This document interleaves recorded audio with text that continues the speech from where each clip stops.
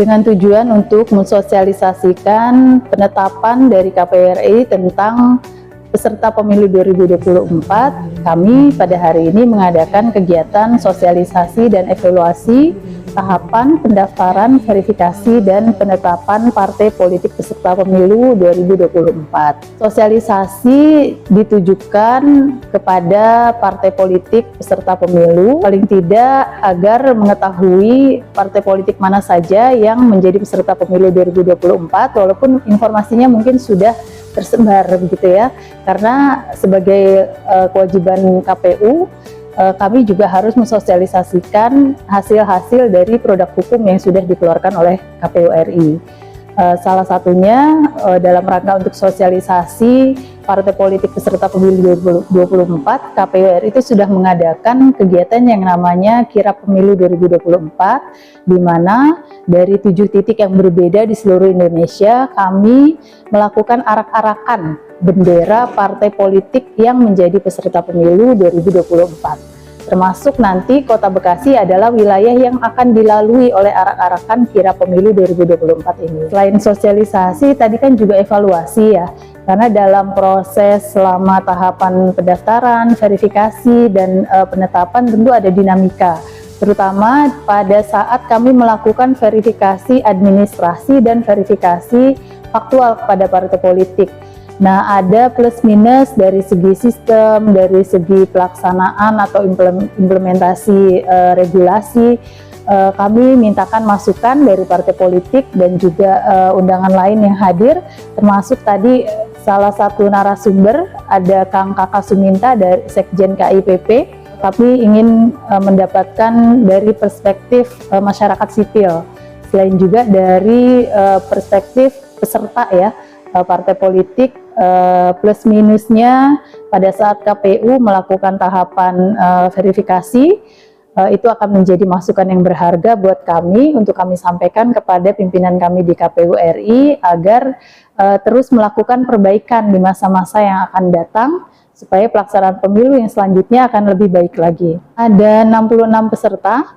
Jadi dari partai politik kita mintakan ada perwakilannya, kemudian dari unsur media juga ada, dari kepolisian, kemudian dari Kesbangpol Kota Bekasi, dari Bawaslu juga ada peserta. Tentunya dengan mengundang partai politik kami juga menjalin silaturahmi secara berkelanjutan, karena tahapan pemilu masih cukup panjang ya, nanti di bulan Mei kita masuk tahapan pencalonan.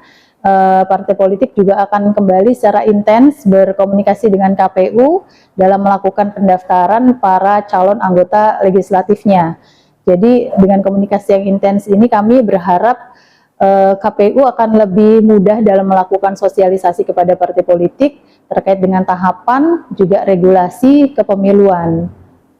Dan partai politik juga tidak segan begitu kalau mau mengkomunikasikan hal-hal yang mungkin mereka belum pahami terkait dengan tahapan itu. Kegiatan ini dimaksudkan satu, agar pelaksanaan verifikasi partai politik yang berjalan panjang itu bisa menjadi pelajaran buat kita semua agar bisa mengikuti tahapan-tahapan pemilu selanjutnya secara disiplin, tepat waktu, dan efektif dan efisien. Itu yang pertama. Lalu yang kedua, kami berharap kegiatan ini mampu merajut tali silaturahmi, penguatan kualitas koordinasi antara penyelenggara pemilu, pengawas pemilu, dan peserta pemilu agar sama-sama mensukseskan pemilu 2024. Yang terakhir, kegiatan hari ini tentunya kami ingin mengidentifikasi persoalan-persoalan, catatan-catatan, problem-problem yang muncul saat pelaksanaan verifikasi administrasi maupun faktual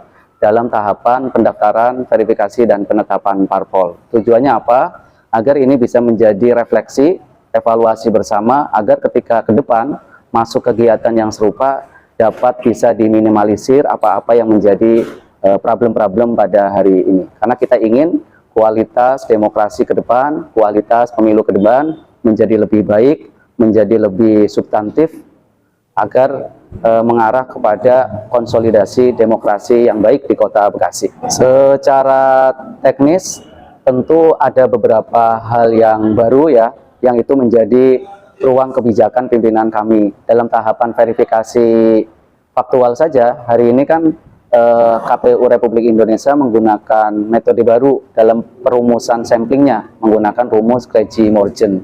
Itu dalam rumus ini kurang lebih sampling itu di atas 20%. Tentu ini kan juga hal yang baru ya. Kalau dulu kalau di rata-rata sampling itu dari populasinya hanya 10%, hari ini menjadi lebih besar.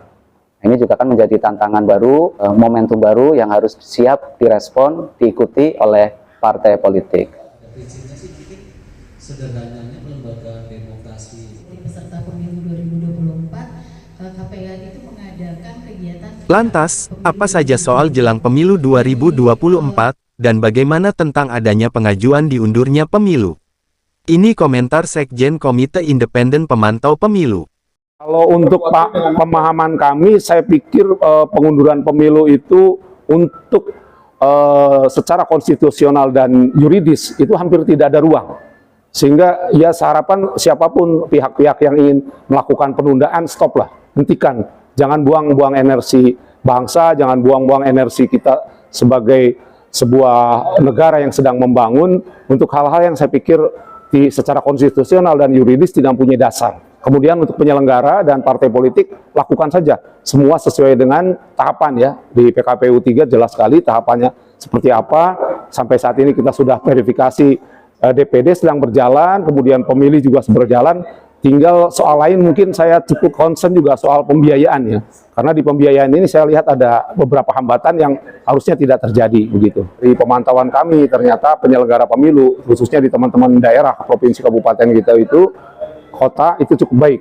Ini yang menjaga. Kedua, tentu saja saya harapkan masyarakat, dari sisi masyarakat, pemantauan kami itu masyarakat masih cukup firm dengan demokrasi, dan mereka tetap mengharapkan pelaksanaan pemilu 2024 sesuai dengan jadwal yang telah ditentukan. Jadi ini ada plus minus yang saya harapkan kedepannya tinggal memperkuat saja kita semua, termasuk juga media. Saya pikir bagaimana media memperkuat agar proses penyelenggaraan pemilu itu minimal bisa dilaksanakan secara baik dan reguler, maksimalnya kualitasnya lebih baik. Untuk Kota Bekasi dan Bekasi secara keseluruhan ya, dari pemilu ke pemilu dan pemilihan atau pilkada lainnya, kalau kita perhatikan riaknya itu mulai di kampanye, kemudian pasca pemungutan suara.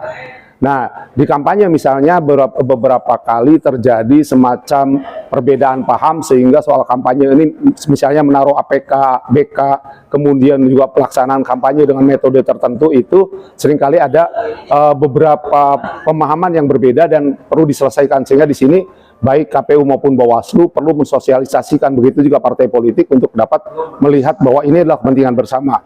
Sebelumnya ya, sebelum pemungutan suara. Nah, pasca pemungutan suara ini di beberapa kasus ada yang sampai ke MK misalnya di Kota Bekasi ini. Sehingga saya berpikir yang paling penting adalah pertama untuk penyelenggara, semua dokumen itu sudah firm, termasuk kesiapannya.